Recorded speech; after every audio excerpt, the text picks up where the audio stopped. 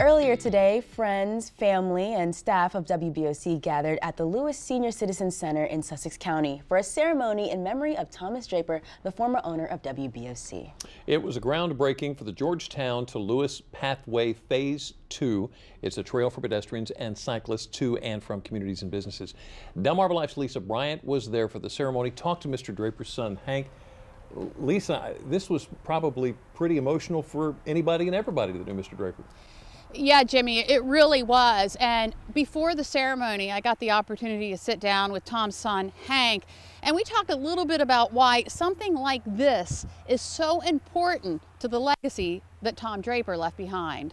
When Hank Draper first learned of the idea to dedicate a piece of trail to his dad, he knew it was a fitting tribute. And he knew that he spent a lot of time riding his bike, and that, you know, the bike trail was something that they were working on, and it seemed like it would be a good way to honor my dad. For Mr. Draper, bike riding started as a way to gain control of his health, but it turned into a daily routine that he loved. I think just being out and riding around the farmland on back roads and just appreciating the beauty of rural Sussex County was one of the components of riding your bike that he really enjoyed. And over the years, he racked up the miles. When you get into the riding bike, it's, you know, how far can you go, or where can you go? So he rode to Salisbury, as you know, a couple times, and that was great. And he had a farm over in Ruthsburg, Maryland, where he would ride his bike to, and he just enjoyed it. Tom Draper was no stranger to the outdoors.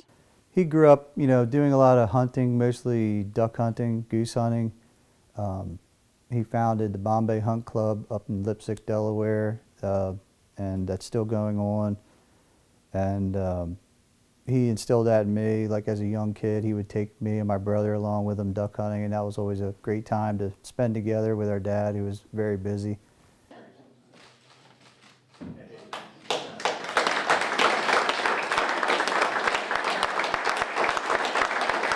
And when a kiosk with this image on it is placed on the trail, people who never had the opportunity to know Draper will learn about the kind of man he was and why he was so important to many in Sussex County. Just being a gentleman, a very nice person, a hard worker, active in his community, always wanting to help somebody up, and his love of the outdoors. You know, he preserved thousands and thousands of acres of farmland in Delaware permanently, and he just was a very fair and honest person.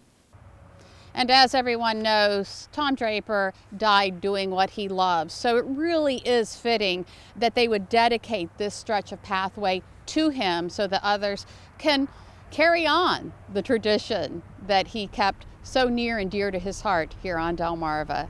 Jimmy, Sydney? Wow. How amazing. Yeah. Did you get a chance to know Mr. Draper? No, but I did get to meet him. Yeah? Yep. Off the bat, I'd say he's a very down-to-earth guy. Yes, exactly. He was involved in so many things and with so many people, and he did so much, and yet when he came to, when he saw you in the hallway and said, "Hi, how you doing?"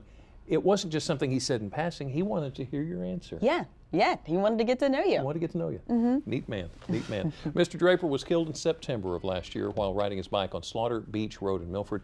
We miss him terribly, but since then, that road has been adopted in Mr. Draper's name.